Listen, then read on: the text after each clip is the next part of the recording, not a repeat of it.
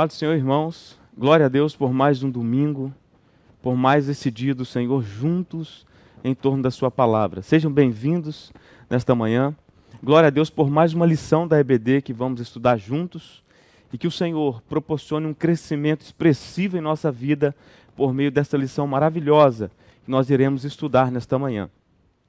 Desde já quero te convidar a pegar sua Bíblia, sua revista, e não deixa de comentar o vídeo, não deixa de dar o like neste vídeo.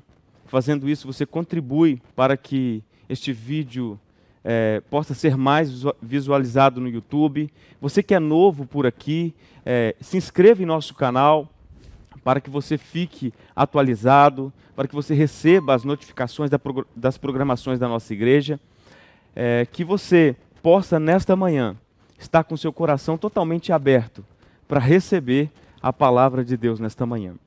Nós iremos estudar nesta manhã a lição de número 5, 31 de outubro de 2021, que tem por título Jesus Cristo e este crucificado, a mensagem do apóstolo Paulo. Nós estamos na 5ª lição desse trimestre. Esse trimestre nós estudaremos um tema, o apóstolo Paulo, lições da vida e ministério do apóstolo dos gentios para a igreja de hoje. Então já foram estudadas nesse trimestre a lição de número 1, que fala sobre o mundo do apóstolo Paulo, lição de número 2, que fala sobre Saulo de Tarso, o perseguidor, e lição de número 3, a conversão de Saulo de Tarso, e a lição de número 4, Paulo, a vocação para ser apóstolo. E a nossa lição que estudaremos hoje, Jesus Cristo e este crucificado, a mensagem do apóstolo Paulo. O texto áureo assim nos diz: mas nós pregamos a Cristo crucificado, que é escândalo para os judeus e loucura para os gregos. 1 Coríntios 1, 23. A verdade prática diz assim: o Cristo crucificado, o centro da mensagem da cruz, é a encarnação da verdadeira sabedoria para a salvação. Então, neste momento, vamos orar e logo após farei a leitura bíblica em classe para nós iniciarmos a nossa lição nesta manhã. Pai, nós te glorificamos, porque foi por meio da cruz de Cristo que nós fomos salvos, ó Deus, por meio da vida pura, desta vida reta, santa do seu Filho, e por meio da sua morte, por meio da sua ressurreição, é que nós, Senhor, fomos salvos, resgatados da nossa vã maneira de viver. Ó Deus, que esta palavra maravilhosa possa tocar o nosso coração, possa encher o nosso coração de esperança, possa trazer salvação aos ouvintes, ó Pai, aqueles que nos assistem, aqueles que nos acompanham, possam ser tocados por meio desta palavra nesta manhã. Ó Deus, opere as suas obras maravilhosas, que a sua igreja seja edificada, Senhor, por meio da sua palavra. Nós pedimos a sua presença, pedimos a sua graça nesta manhã. Sê conosco, ó Deus, nós te louvamos e te glorificamos no nome do Salvador e bendito e amado Filho, Jesus Cristo. A Ele a glória, a honra e o louvor para todos sempre. Glória a Deus. A leitura bíblica em classe está na carta de Paulo, a primeira carta de Paulo aos Coríntios, 1 Coríntios, capítulo 1, versículo 18 ao verso 25, depois 1 Coríntios, capítulo 2, o versículo 1 até o versículo 5. 1 Coríntios 1, a partir do versículo 18, diz assim: porque a palavra da cruz é loucura para os que perecem, mas para nós que somos salvos é o poder de Deus. 19, porque está escrito: destruirei a sabedoria dos sábios e aniquilarei a inteligência dos inteligentes. Onde está o sábio? Onde está o escriba? Onde está o inquiridor deste século? Porventura, não tornou Deus louca a sabedoria deste mundo? Visto como na sabedoria de Deus, o mundo não conheceu a Deus pela sua sabedoria. Aprove a Deus salvar os crentes pela loucura da pregação. Porque os judeus pedem sinal e os gregos buscam sabedoria. Mas nós pregamos a Cristo crucificado, que é escândalo para os judeus e loucura para os gregos. Mas para os que são chamados, tanto judeus como gregos, lhe pregamos a Cristo, poder de Deus e sabedoria de Deus. Porque a loucura de Deus é mais sábia do que os homens, e a fraqueza de Deus é mais forte do que os homens. 1 Coríntios, capítulo 2, versículo 1 ao 5. E eu, irmãos, quando fui ter convosco, anunciando-vos o testemunho de Deus, não fui com sublimidade de palavras ou de sabedoria, porque nada me propus saber entre vós, senão a Jesus Cristo e este crucificado. E eu estive convosco em fraquezas, e em temor, e em grande tremor. A minha palavra e a minha pregação não consistiram em palavras persuasivas de sabedoria humana, mas em demonstração do Espírito e de poder, para que a vossa fé não se apoiasse em sabedoria dos homens, mas no poder de Deus. A imagem do Cristo crucificado, ou do Cristo da cruz, confronta com o poder e a glória que os judeus buscavam nos discursos. E Paulo contrariava esta expectativa, e eles escandalizavam-se com a cruz porque lhes parecia fraqueza e derrota. Eles tropeçavam na fraqueza da cruz porque lhes parecia loucura. Os gregos, em especial, enfatizavam a importância da sabedoria dos filósofos, mas eles não viam sabedoria na cruz. Naturalmente, a cruz revela um paradoxo entre a sabedoria e a loucura. E a pregação de Paulo era loucura para os gregos. Após a conversão de Paulo, ele descobre que a verdade sobre o Cristo crucificado e ressurreto. E isso o motivou a anunciar que Jesus era, de fato, o Messias prometido e o Salvador de todos os homens. Ele começou a pregar com intensidade sobre o Cristo da cruz, não apenas a sua gente, mas também a todos os gentios.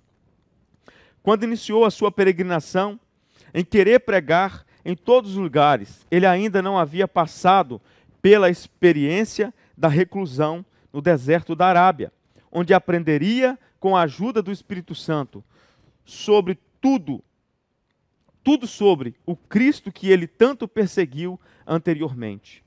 Por quase 3 anos, o apóstolo Paulo teve o seu maior aprendizado no deserto da Arábia, porque o Espírito Santo abriu a mente do apóstolo. O Senhor Jesus revelou-se a ele de modo especial. Ao voltar deste período de silêncio histórico, o apóstolo começou a pregar o Cristo crucificado a tempo e fora de tempo. Ele pregava a Cristo como o Salvador prometido, como aquele que os antigos profetas de Israel havia prometido em suas profecias que havia de vir.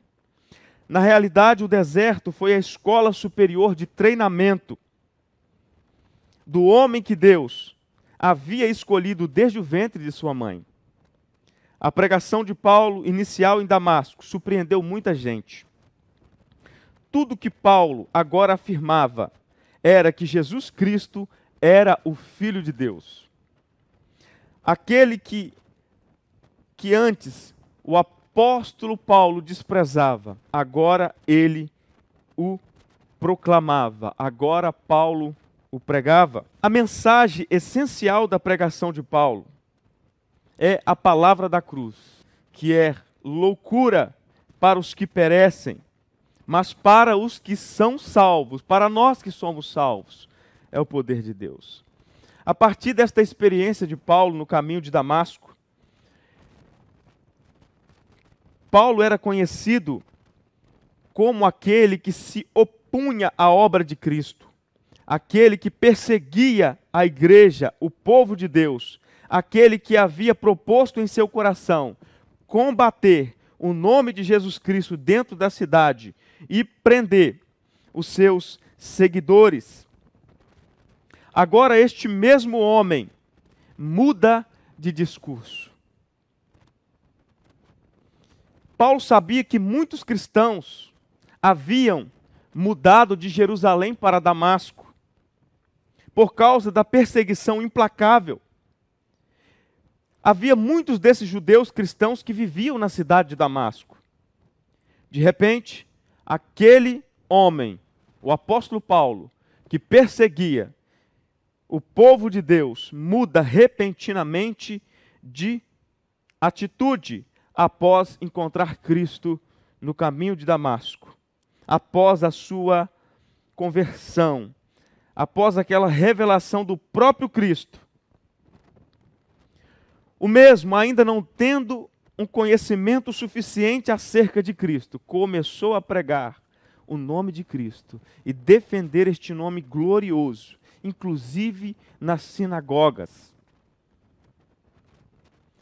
Todos que conhecia o apóstolo Paulo e sabia que ele de forma ferrenha, de forma atroz, perversa, perseguia o povo de Deus, estava surpreendido, estava impactado, porque agora estava vendo o apóstolo Paulo pregar a Cristo nas sinagogas e por onde ele passava.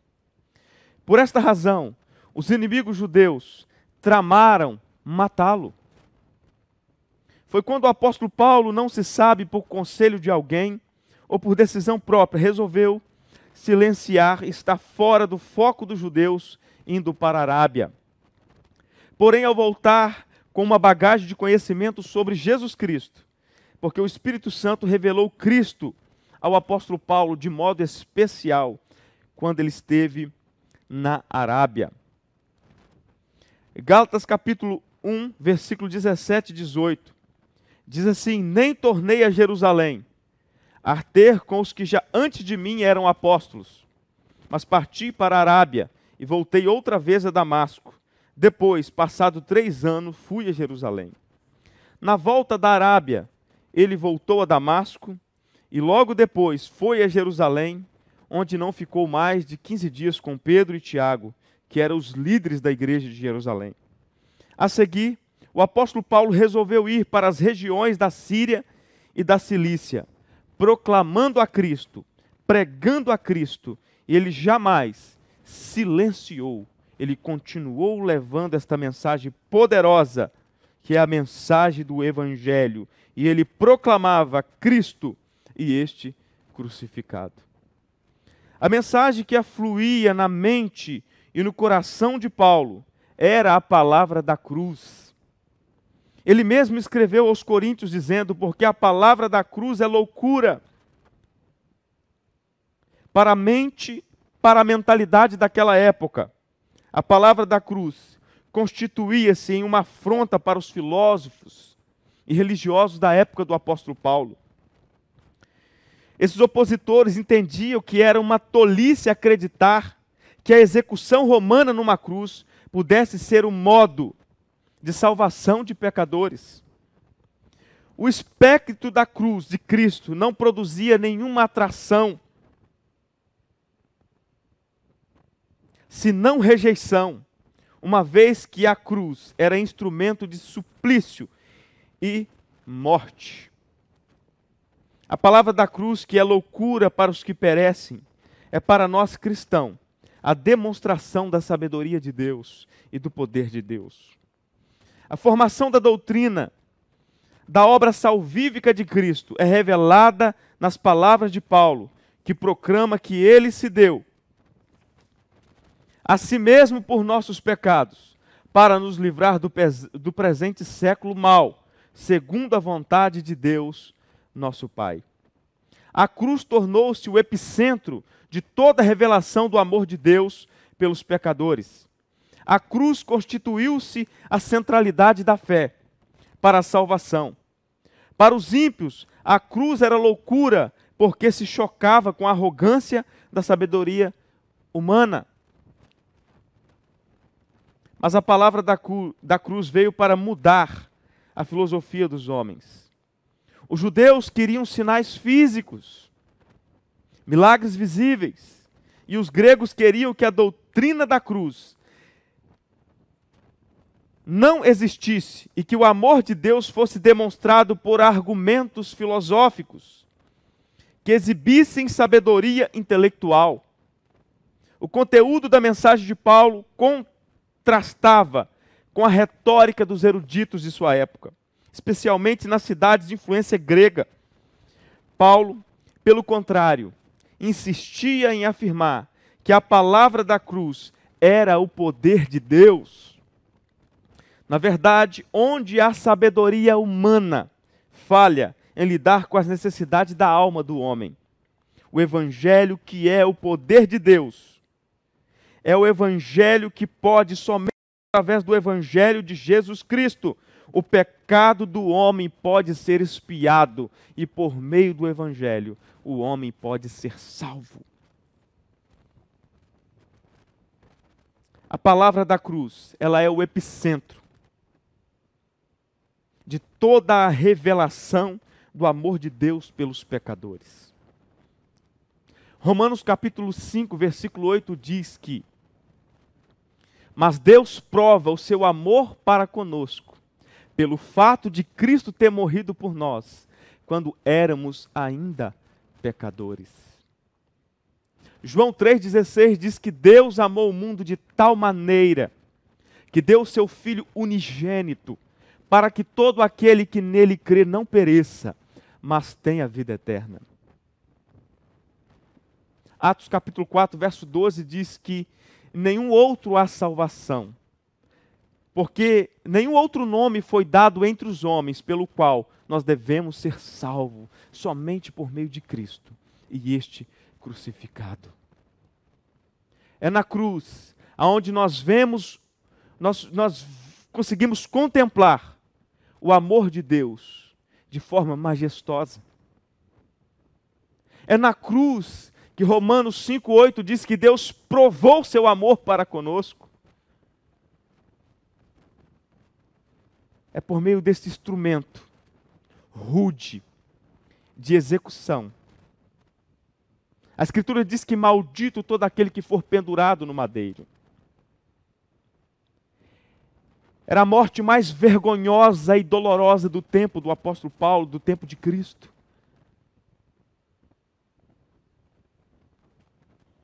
Mas é por meio desse instrumento vergonhoso é que Deus resolveu, decidiu na eternidade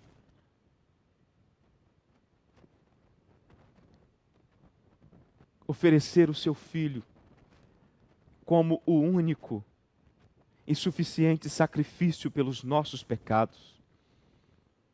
É por meio da cruz que nós somos salvos, da cruz de Cristo. É por meio da sua morte, veremos também que é por meio da sua ressurreição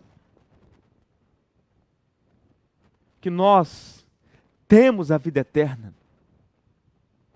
É loucura para os sábios deste século, mas é o poder de Deus para nós que somos salvos. É poder de Deus para a salvação de todo aquele que nele crê. Pastor Hernandes Dias Lopes diz que a cruz de Cristo, ela divide os homens em salvos e em condenados. Nós conseguimos contemplar isso nos dois ladrões da cruz, naquele que creu e naquele que continuou em sua incredulidade, em seus pecados. O sacrifício de Cristo é suficiente para expiar o pecado da humanidade. Por meio do arrependimento, por meio da fé na pessoa de Cristo, você pode obter o perdão dos seus pecados. Os seus pecados serão expiados. Ainda que os seus pecados são como a escarlata, por meio da cruz de Cristo, do sangue do Cordeiro, Deus te purifica de todos os pecados. Esta mensagem é poderosa. Esta mensagem ela é atual. Esta mensagem ela é viva. Pois Cristo ressuscitou. Está sentado à destra do trono do Pai. E este Jesus Cristo, Ele é o Salvador da humanidade. Assim como era o centro, o epicentro, era o tema da pregação do apóstolo Paulo e o epicentro de toda a revelação do amor de Deus pelos pecadores. A palavra da cruz seja proclamada por nós, ainda neste tempo, e até o tempo da consumação de todas as coisas. Que continuemos a proclamar esta mensagem, a mensagem da cruz, da rude cruz. Porque é por meio da cruz de Cristo, por meio da loucura da pregação, é que Deus decidiu, em sua sabedoria, salvar os pecadores. A palavra da cruz tornou-se louca a sabedoria deste mundo. O Cristo crucificado de 1 Coríntios 1:23 era uma pedra de tropeço para os judeus, que esperavam um salvador político. E era loucura para os gregos, para os gentios, que desprezavam qualquer um que tivesse sido crucificado. Mas a melhor resposta para isso é o que o apóstolo Paulo disse em 1 Coríntios capítulo 1, versículo 27 ao 29, que diz: mas Deus escolheu as coisas loucas deste mundo para confundir as sábias. E Deus escolheu as coisas fracas deste mundo para confundir as fortes. E Deus escolheu as coisas vis deste mundo, e as desprezíveis, e as que não são, para aniquilar as que são, para que nenhuma carne se glorie diante dele, perante ele. Toda a sabedoria humana, representada na mente de Paulo, responde às necessidades espirituais do homem, mas só Deus, ou melhor, toda a sabedoria humana representada na mente de Paulo, um esforço para responder às necessidades espirituais do homem, mas só a sabedoria de Deus, e não a humana, é suficiente, pela graça de Deus, pode revelar a verdadeira sabedoria para salvar o homem dos seus pecados. Todas as filosofias deste século, tanto as do passado, quanto as filosofias humanistas deste presente século, são insuficientes. Não pode solucionar o problema da humanidade. Mas somente a sabedoria de Deus, que revelou a Cristo,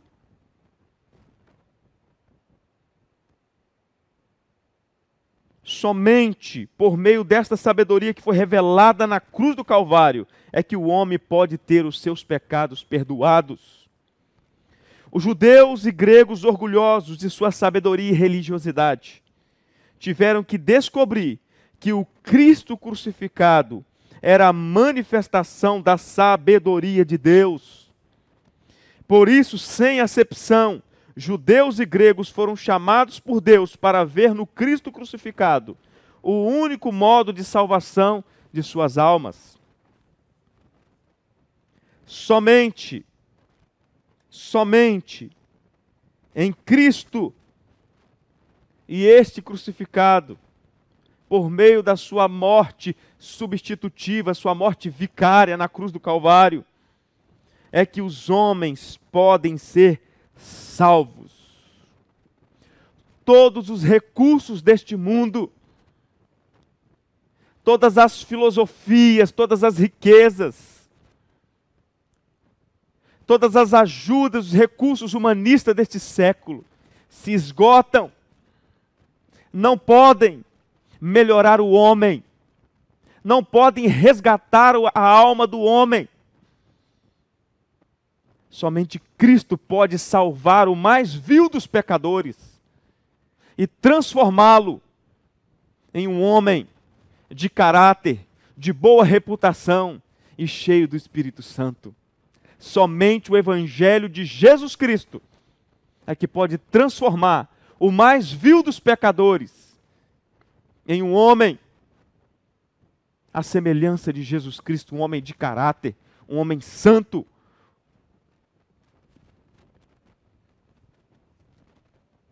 Somente o Evangelho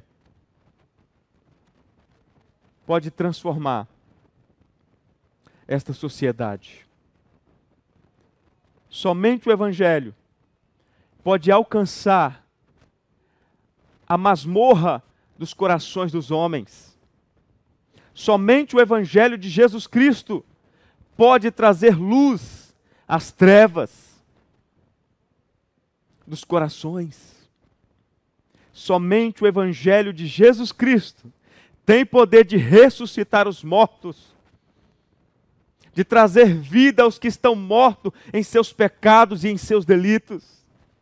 É por isso que nós, a Igreja de Jesus Cristo, a sua agência na terra, é por meio da pregação do Evangelho, que é poder de Deus, uma vida cheia do Espírito Santo, é que nós, através das nossas vidas, Deus faz o seu reino avançar, o seu reino expandir, o seu reino crescer, somente por meio do Evangelho de Jesus Cristo. Não há outro recurso, não há outra solução. É por meio deste Evangelho, que é demonstração de poder, é que os oprimidos serão libertos, é que os doentes serão sarados, é que os cegos terão vistas, é que o Espírito Santo será derramado. O prometido, somente por meio do Evangelho, que há esta expectativa para nós e para a humanidade. O Evangelho de Jesus Cristo é a solução para o mundo.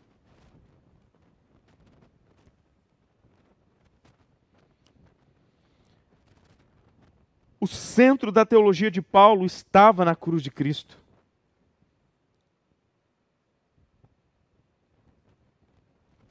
James, um escritor do livro A Teologia do Apóstolo Paulo, no seu prólogo declarou que Paulo foi o primeiro e maior teólogo cristão. Ele foi o primeiro no sentido de ser preeminente entre os teólogos cristãos, sem menosprezar os demais escritores do Novo Testamento. Paulo foi indiscutivelmente o maior teólogo cristão porque 13 dos 27 livros do Novo Testamento foram escritos por ele. É claro que Paulo não se assentou para escrever um compêndio de teologia, não. Ele foi um dos poucos cristãos do primeiro século que entendia que deveria articular sua fé em Cristo.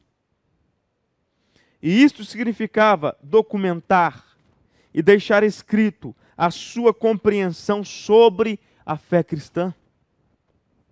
As suas cartas lançaram um dos fundamentos da teologia cristã, baseado nos ensinos que Cristo deixou. Paulo não conviveu com Jesus fisicamente, mas recebeu toda a revelação do próprio Cristo para pregar o Evangelho, sem opor-se ao ensino dos outros apóstolos. Existem 3 expressões chaves da teologia do apóstolo Paulo. A primeira delas é o Evangelho de Cristo. A segunda é Cristo crucificado.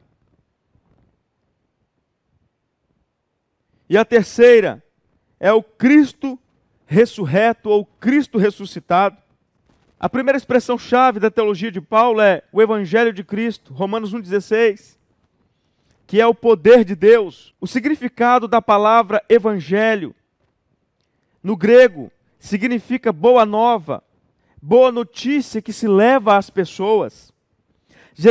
Jesus ordenou que se levasse as boas novas da sua doutrina a toda a criatura, ide por todo o mundo e pregai o Evangelho a toda criatura. Paulo sempre identificava a sua pregação como o Evangelho de Deus.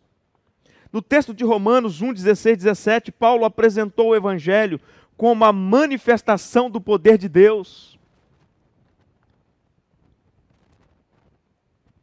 No grego bíblico, a palavra poder significa dunamis, para realçar o fato de que o Evangelho é dinâmico, não apenas atraente como se fosse uma ideia ou uma filosofia.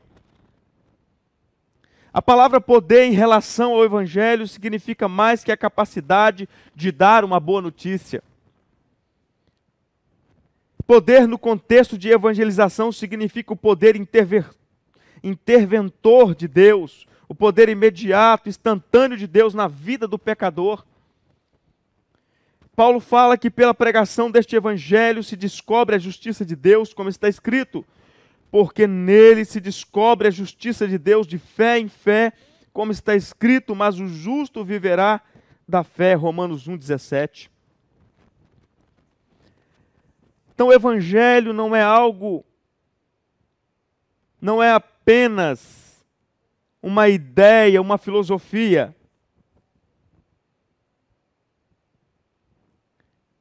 O Evangelho é poder. O poder interventor de Deus. O poder que toca o coração do pecador. O poder que convence este homem dos seus pecados. O poder que abre os olhos deste homem para ver a glória de Cristo. Para entender o quão asqueroso é os seus pecados. É poder de Deus que faz o mais duro dos homens dobrar os seus joelhos em lágrimas e se quebrantar diante de Deus, reconhecendo os seus pecados. Este Evangelho também é acompanhado, a pregação deste Evangelho em demonstração de poder pelos sinais. A Escritura diz que Cristo confirmava a pregação dos discípulos por meio dos sinais, dos prodígios que os acompanhavam. Nós cremos na atualidade deste poder. Nós cremos que Jesus Cristo é o mesmo ontem, hoje e eternamente. O mesmo Jesus que operou no passado. O mesmo Jesus que deu poder aos seus discípulos para expulsar demônios é o mesmo Jesus que nos deu poder, por meio do derramar do Espírito, de expulsar demônios, de impor as nossas mãos sobre os enfermos e eles serem curados no nome de Jesus. Poder de libertar os oprimidos através do nome de Cristo. Este é o Evangelho da Escritura. Este é o Evangelho que o apóstolo Paulo pregava. Não era um evangelho filosófico, não era apenas uma ideia na mente dos homens, na mente dos apóstolos, mas era um evangelho prático. Um evangelho que tocava a vida dos ouvintes. Um evangelho que intervinha na vida, que era demonstrado com poder, transformando vidas. Um evangelho que ressuscitou mortos. E é este evangelho que nós proclamamos. Essas mesmas virtudes é atual. Estão disponíveis a todo crente que crê. A todos quantos buscarem de todo o seu coração. Este revestimento do alto. O prometido Consolador que Cristo disse que rogaria o Pai para que enviasse. Cristo disse, eu não vos deixarei órfão. Eu rogarei ao Pai. E Ele vos dará outro Consolador. Outro da mesma natureza. O Espírito Santo da verdade, aquele que está conosco com a igreja de Cristo. Nós fomos selados, Ele é Deus igualmente o Pai, igualmente o Filho. E é por meio do poder de Deus, por meio do revestimento do Espírito Santo, é que este evangelho prático, este evangelho que toca o coração do pecador, é por meio da pregação deste evangelho que os sinais seguem aos que crê. Não desprezemos o Espírito Santo, que nós não contentemos com uma ortodoxia morta, com um evangelho intelectual, que não muda a vida de ninguém. Mas é esse tipo de evangelho que o apóstolo Paulo pregava e vivia. É o evangelho que nós devemos viver. Isso é o verdadeiro evangelho. O evangelho que toca as almas, que nós vivamos este evangelho. Que possamos crer na mensagem da cruz, que nós possamos entoar aquele louvor da harpa cristã. Sim, eu amo a mensagem da cruz. E até morrer, eu a vou proclamar. É este evangelho dinâmico, poderoso, que nós devemos desejar, que nós devemos proclamar, que nós devemos viver, que nós devemos experimentar na prática. É esse tipo de evangelho que eu desejo, esse tipo de evangelho que eu quero viver mais intensamente e pregá-lo mais intensamente. Que esse seja o desejo do meu e do seu coração. Este é o evangelho genuíno, que não é constituído de palavras persuasivas de sabedoria humana, que é demonstrado com poder. Com poder. A segunda expressão-chave, a primeira é o Evangelho de Cristo, a segunda é o Cristo crucificado. 1 Coríntios 1, 23, mas nós pregamos a Cristo crucificado, diz o apóstolo Paulo, sem dúvida alguma a centralidade da cruz na pregação e ensino de Paulo. É o Evangelho caracterizado em sua própria declaração, mas nós pregamos a Cristo crucificado. Martinho Lutero comparou a teologia da glória, que alguns teólogos preferiram como uma teologia da cruz, uma vez que alguns teólogos relegavam a mensagem da cruz como algo vergonhoso. Ora, a teologia da cruz é aquela na qual que Deus revelou o Cristo crucificado. Para Lutero, a cruz não era apenas a base da salvação humana, era a base da autorrevelação divina, na qual se encontrava a verdadeira teologia e o conhecimento de Deus. Na verdade, o centro de gravidade da teologia de Paulo está na morte e na ressurreição de Jesus Cristo. Esses dois elementos da obra salvadora de Deus exercem papel decisivo como solução para o perdão dos pecados. Paulo disse aos Gálatas que Jesus Cristo foi exposto diante dos olhos de todos como crucificado. O Cristo crucificado diante dos judeus foi inaceitável tanto quanto foi loucura para os gentios. A crucificação era para os judeus a mais degradante e vergonhosa das mortes que os romanos faziam. Por isso, o Cristo poderoso, o Filho de Deus e o Messias prometido não poderia ser aquele que foi crucificado pelos romanos na mentalidade dos judeus. Mas Paulo entendeu pelo Espírito que o Cristo crucificado era poder de Deus e sabedoria de Deus. A palavra da cruz, na lógica de Paulo, era o tema dominante da mensagem do Evangelho. O mundo julgava loucura a mensagem do Messias crucificado. Mas Paulo afirmava que esta mensagem era a mais sublime demonstração da sabedoria de Deus. A ideia que a cruz oferece é de que fraqueza e loucura, mas para os que creem em Cristo, é poder de Deus e sabedoria de Deus. Sabedoria de Deus.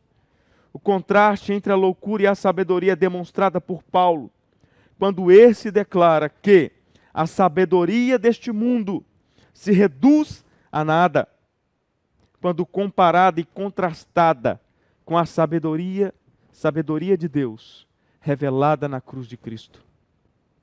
A sabedoria de Deus, quando contrastada com a mensagem da cruz, torna-se impossível de ser reconhecida pelos ímpios.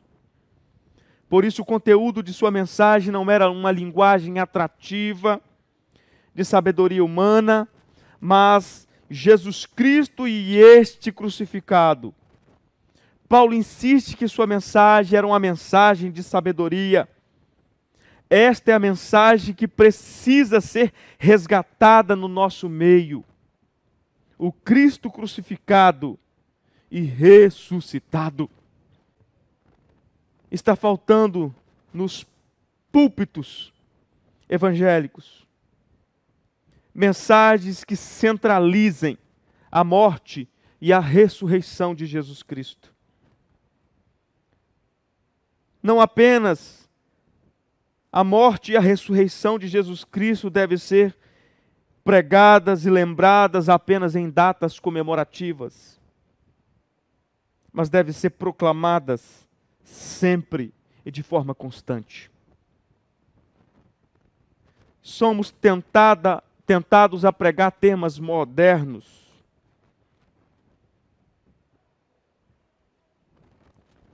com linguagens rebuscadas na sabedoria deste século.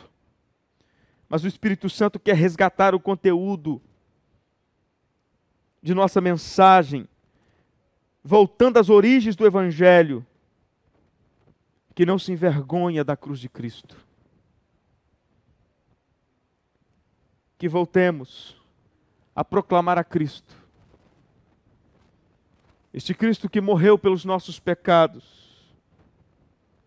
que ressuscitou, e este Cristo que Deus deu prova, ressuscitando Ele dos mortos, que Ele há de julgar os homens. E este Cristo, o Cristo glorificado, e este Cristo voltará.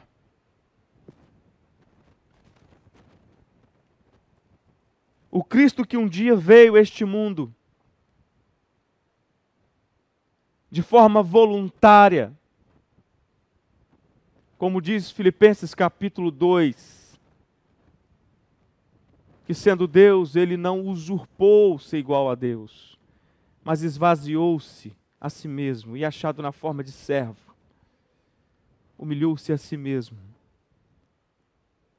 tomou a forma humana, Ele foi obediente até a morte e morte de cruz. O texto diz que, continua o texto dizendo que pelo fato, Cristo se humilhou a si mesmo até a morte de cruz. Pelo que Deus também o exaltou soberanamente, acima de todo nome, os que estão no céu, na terra e debaixo da terra. E diante do nome de Cristo todo joelho há de se dobrar. Este mesmo Cristo que nós proclamamos, o Cristo crucificado, é o mesmo Cristo que ressuscitou, é o Cristo ressurreto, é o Cristo glorioso, é o Cristo que se assenta à destra do trono do Pai. E este Cristo voltará, não mais para ser crucificado em uma rude cruz, porque isso Ele fez uma vez. O seu sacrifício foi eficaz. O seu sacrifício é poderoso. Uma vez ele veio para tirar o pecado. Mas Ele voltará a segunda vez para os que o esperam para a salvação. Cristo voltará a segunda vez para levar um povo seu zeloso de boas obras, que lavaram as suas vestiduras no sangue do Cordeiro. Mas para você, meu amigo, que ainda não teve um encontro com Cristo, que você possa crer em Cristo, você possa olhar para a cruz e ver que este foi o instrumento que Deus escolheu para, por meio dele, oferecer o sacrifício substitutivo. Ele ofereceu o seu próprio Filho. Cristo veio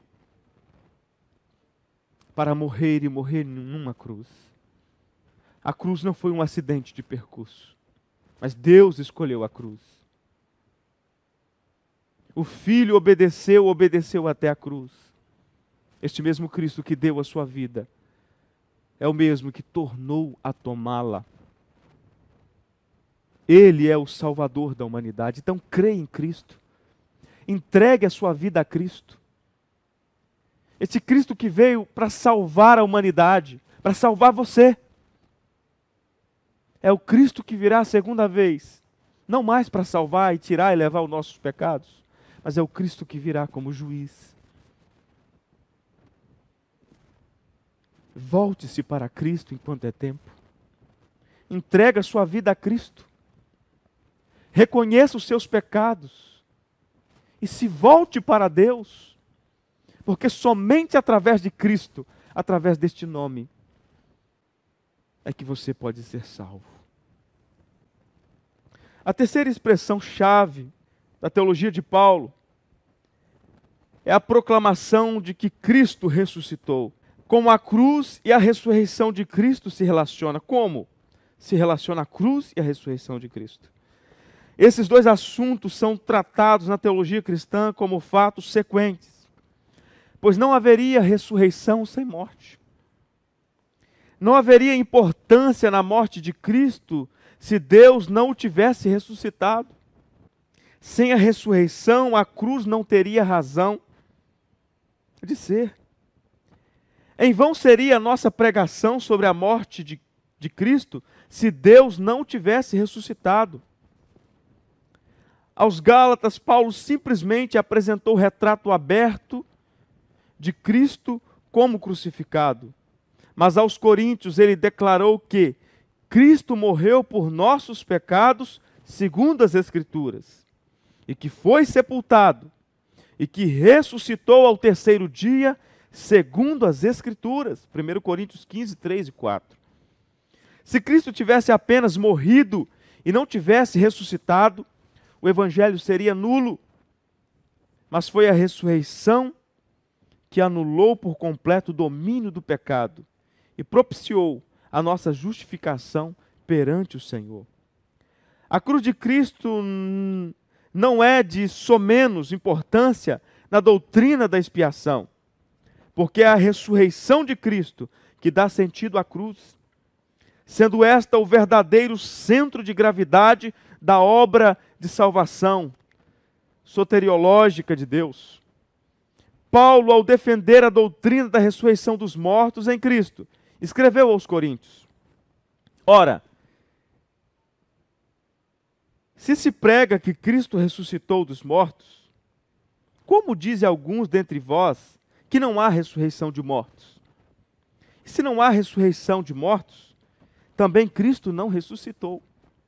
Se Cristo não ressuscitou, logo é vã a nossa pregação e também é vã a vossa fé. 1 Coríntios 15, 12 ao 14. A fé que pregamos baseia-se no fato da ressurreição de Cristo. Sem ela a fé seria vã e a nossa pregação perderia força, seria inútil. Portanto, a ressurreição de Jesus dentre os mortos faz parte do conteúdo central da teologia de Paulo, que dá ênfase doutrinária sobre a ressurreição de Jesus como elemento-chave para a pregação do Evangelho. A relação entre a cruz e o túmulo vazio de Jesus nada mais é que a expressão da significância da cruz. Ora, a cruz, a ressurreição formam uma unidade. Por isso, Cristo é proclamado como o crucificado e ao mesmo tempo o ressurreto. Como eu disse aos irmãos, Cristo ressuscitou. O túmulo está vazio. Deus confirma esta obra, a obra da salvação, glorificando o seu Filho, na ressurreição do seu Filho, por meio da vida reta de Cristo, do Evangelho proclamado por Cristo. Alguns dizem que o Evangelho é a pessoa de Cristo. E de fato é. O que Ele fez, a forma que Ele viveu, a sua morte, a sua ressurreição, a sua vida, a sua glorificação. Por um pouco de tempo Ele deixa a sua glória e toma um corpo humano e coloca os seus pés, o Deus Filho, no nosso mundo. Foi tentado, como foi Adão, como somos tentados, mas porém não cedeu ao pecado. Foi à cruz, tomou sobre si os nossos pecados, levou sobre si as nossas dores. Isaías 53. Tomou sobre si as nossas doenças. Andou fazendo o bem, pregando, curando os enfermos, ressuscitando os mortos, libertando os cativos e oprimidos do diabo. Foi à cruz, sofreu o cálice da ira do Pai, ressuscitou ao terceiro dia, está sentado à destra do trono de Deus. E Ele voltará. Cristo voltará.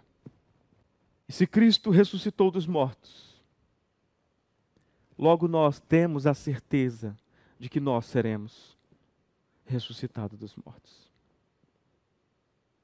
Essa é a nossa esperança. O apóstolo Paulo disse: esperarmos em Cristo somente nessa vida. Somos mais miseráveis de todos os homens. Em Cristo nós temos esperança. É por meio da mensagem da cruz, deste evangelho prático, é que nós temos a esperança deste Cristo presente, o Espírito de Cristo continua atuando no meio da sua igreja.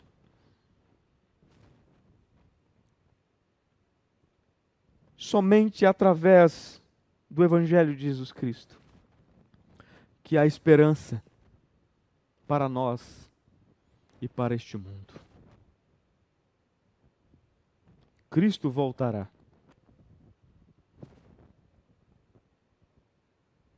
Cristo nos deixou. O Espírito de Cristo, o Espírito Santo, o Consolador, e por meio do revestimento do alto, que eu e você continuemos a proclamar a Cristo, a pregar a Cristo, a trabalhar, a servir a Cristo. Que nós sejamos instrumentos para que o reino de Deus avance nessa terra. Não por meio de um evangelho filosófico, mas por meio de um evangelho prático. Um evangelho que demonstra poder, Que Deus nos use nestes últimos dias. Experimentemos as virtudes do alto. O poder da cruz, o poder de Cristo, do Cristo ressuscitado, o revestimento do alto, o batismo no Espírito Santo, o enchimento, e por meio desta graça, deste dom, dos dons espirituais que Deus, que Jesus Cristo, deixou à sua igreja. Por meio dessas ferramentas, vamos adiante, proclamando este evangelho poderoso, libertando os cativos e oprimidos do diabo, curando os enfermos, pregando a Cristo. Deus avançará o seu reino através da sua igreja, que é a sua agência na terra. Permaneçamos firmes, que eu e você tenhamos o privilégio de ser usado por Deus nesse tempo do fim. Que não sejamos incrédulos, mas crentes. Que possamos crer em tudo quanto foi proclamado, ensinado por Cristo e pelo apóstolo Paulo, e pelos demais apóstolos, e pela Escritura, por toda a Escritura. Que permaneçamos firmes neste evangelho, prático, poderoso, até o fim. Antes de concluir esta lição, eu quero convidar a você neste momento a abrir o seu coração de forma generosa, a ofertar na casa de Deus, porque a obra de Deus tem custo. Não se faz sem dinheiro a obra de Deus. Então eu te convido neste momento, você que é aluno, você que é membro desta igreja, e você também que não é membro, de forma generosa, de forma graciosa, eu te convido a ofertar, a entregar os seus dízimos, os seus votos. Porque este Cristo, este Evangelho, Cristo é poderoso para abençoar a sua vida de forma plena. Mas você precisa ser liberal. Você precisa ter um coração aberto para que a abastança de Cristo, para que as bênçãos de Cristo seja abundante na sua vida. Para que você possa cada vez mais investir no reino de Deus. Que você seja próximo para investir no reino de Deus. Então faça isso com liberalidade. Está aqui no rodapé do vídeo o QR Code do PicPay, do Pix. Então faça uma transferência. Você também que frequenta esta igreja pode estar trazendo no culto, hoje à noite, mas não deixa de ofertar. Não deixa de ser abençoado. Seja abençoado com coração liberal. Deus abençoe vocês de forma poderosa. Concluindo, a ideia de que Cristo morreu por nossos pecados está profundamente arraigada na teologia do Novo Testamento. A mensagem da cruz não pode perder o seu poder atrativo e contundente na mente do pecador. A Igreja de Cristo, antes de ser uma comunidade social, é uma instituição missionária, é uma agência de Deus na terra. A sua mensagem é única e singular. Jesus e este crucificado. A salvação não se concede por mérito algum, senão pela obra expiatória de Cristo. Somente Cristo. E não há outro fora dele. Cristo. Somente Ele pode expiar os seus pecados. Creia nele. Entrega o seu caminho ao Senhor. Entregue a sua alma a Cristo. Você que nos acompanha, que não tem um lar espiritual, que não é cristão. Entrega a sua vida a Cristo. Cristo pode libertar você. Cristo te salva, Cristo enche o seu coração de alegria. Se arrependa dos seus pecados e se volte para Cristo. Deus deu o seu Filho unigênito e deu como sacrifício, entregou a morte, e a morte de cruz. Se você crê em Cristo, os seus pecados será imputado nele. Mas se você decidir por não crer em Cristo, os seus pecados serão castigados no inferno.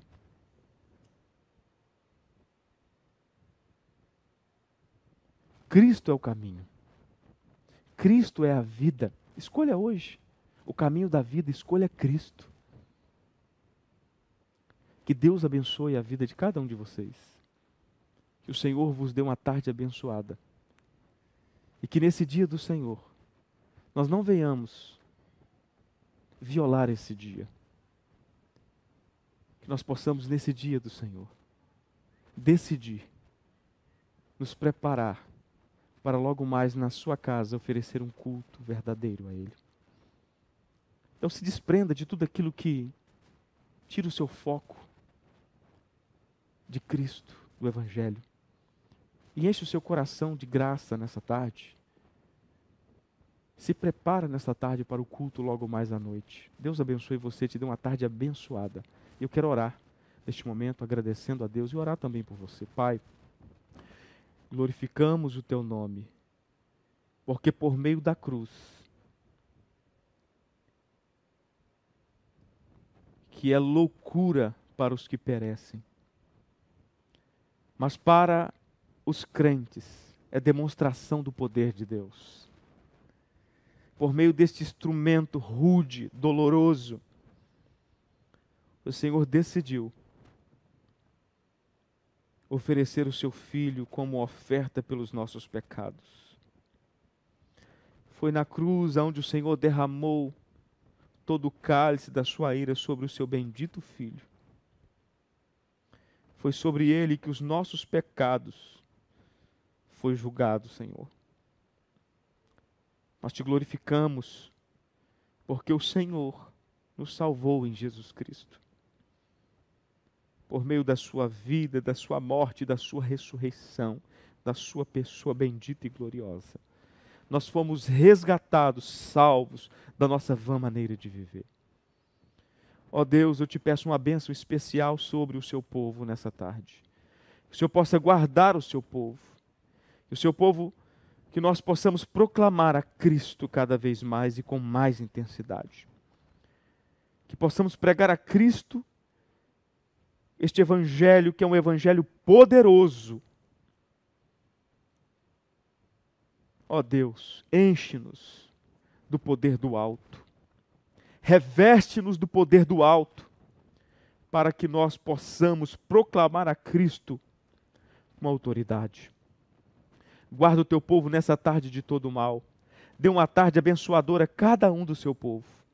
Ó Deus, abençoa também todos quantos têm sido generosos em ofertar ao Senhor com um coração alegre. Derrama suas bênçãos de forma extraordinária sobre a vida do seu povo, Senhor. Nos dê uma tarde abençoada, guarda-nos do mal, em nome de Jesus Cristo, seu Filho, a quem amamos. Amém.